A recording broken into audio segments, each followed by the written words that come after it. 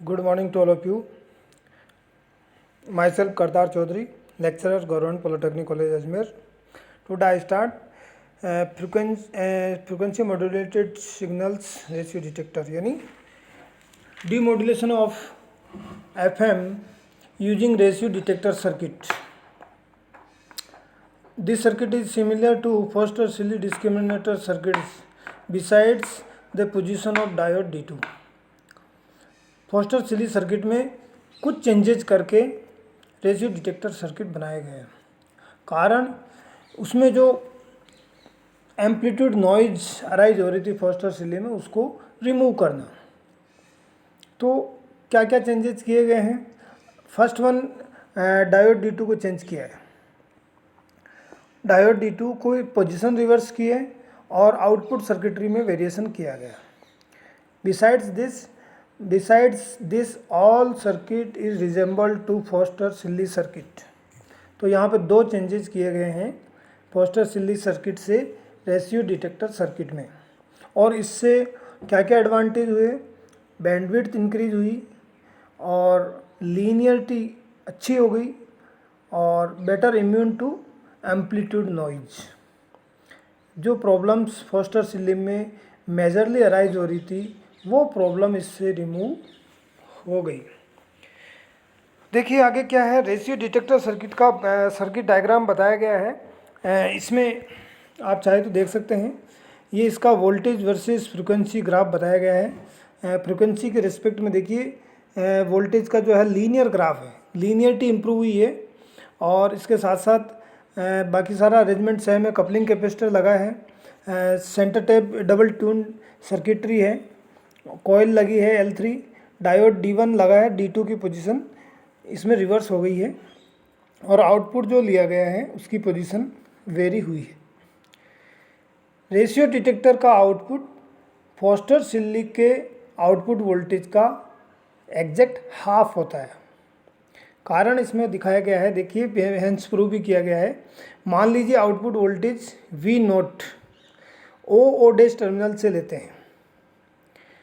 Output terminal O dash से output voltage measure करते हैं। That means output voltage will be V B dash O dash minus V B dash O. यहाँ पर V A dash B dash की value given है VO1 plus VO2। यहाँ पर VO1 है वो कैपेसिटर C3 के क्रॉस वोल्टेज है, VO2 जो है कैपेसिटर C4 के क्रॉस जो वोल्टेज मिलता है वो है। यानी V A dash B dash, A dash और बी डैश पॉइंट के क्रॉस जो वोल्टेज है that is equal to VO1 plus VO2।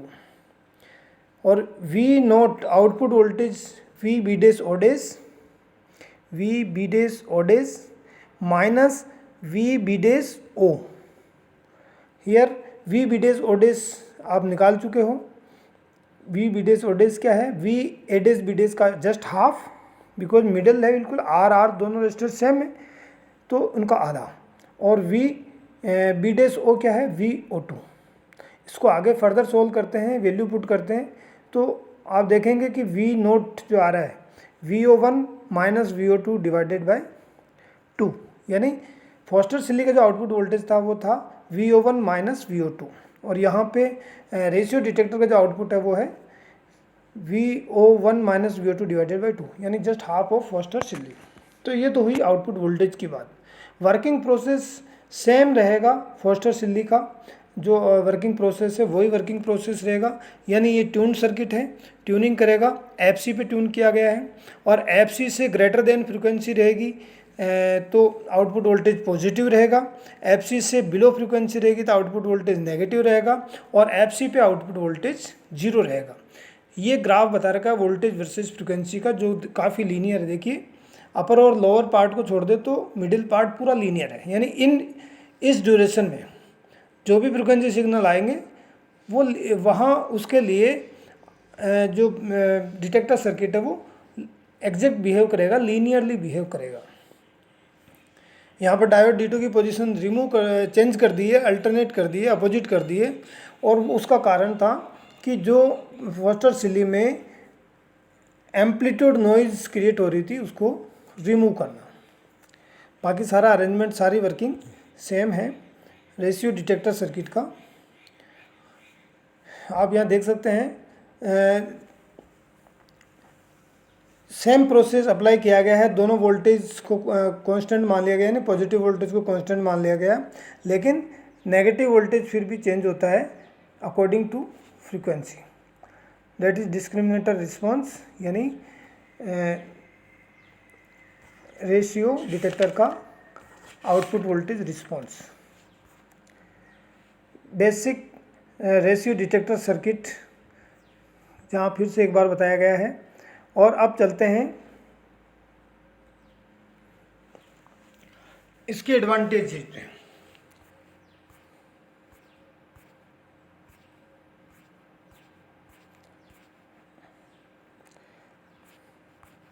देखिए, जो मेन एडवांटेज होता है फोस्टर सिली का वो होता है good performance and linearity. First जो एडवांटेज है इसकी परफॉर्मेंस अच्छी हो गई और इसका लीनियरिटी जो ग्राफ है वो अच्छा बेटर हो गया है।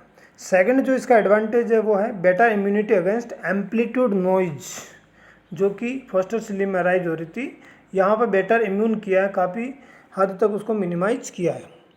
Third one is wider bandwidth, यानी इसमें बैंडविड्थ इंक्रीज हुई है with respect to Foster Seeley and balance law of demodulators. Easy to construct, इसमें देखिए सारे डिस्क्रीट कंपोनेंट्स यूज किए गए हैं, diode, capacitor, inductor, coil, resistors. तो ये सारे डिस्क्रीट कंपोनेंट है। डिस्क्रीट कंपोनेंट को कनेक्ट करके इजीली सर्किट डिजाइन किया जा सकता है। That is the advantage of this circuit, easy to construct. But there are some disadvantage also.